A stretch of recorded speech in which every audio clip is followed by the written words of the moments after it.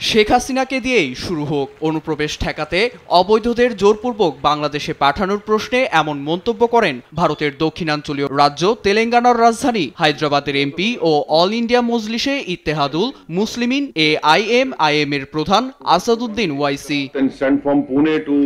বৃহস্পতিবার ভারতের ইংরেজি দৈনিক দ্য ইন্ডিয়ান এক্সপ্রেসের আইডিয়া এক্সচেঞ্জ অনুষ্ঠানে ভারতীয় জনতা পার্টি বিজেপির অভিবাসী বিরোধী অভিযান নিয়ে আলোচনা হয়।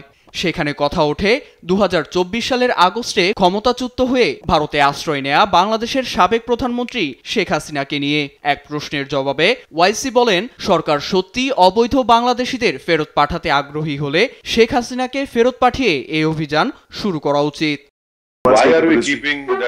ক্ষমতাচ্যুত নেতাকে কেন আমরা থাকতে দিচ্ছি? তাকে দেশে পাঠানো হোক। তিনিও তো বাংলাদেশী। ঢাকায় জনপ্রিয় একটা অভ্যুত্থান হয়েছে, তা মেনে নিয়ে সেখানকার প্রশাসনের সঙ্গে কাজ করতে হবে।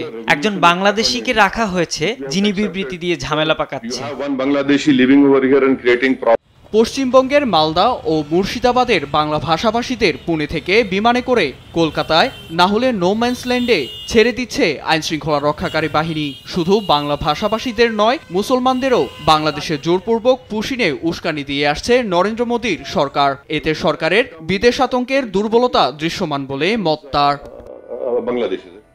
এছাড়া ভারতে অনুপ্রবেশকারীদের জোর জবরদস্তি করে বাংলাদেশে পুশিনের জেরে দুদেশের সম্পর্ক তলানিতে গিয়ে ঠেকেছে। এতে বিজেপির অভিবাসন নীতির তুমুল সমালোচনাও করেন এ নেতা। নীরব দাস, নিউজ ডেস্ক, দেশ টিভি।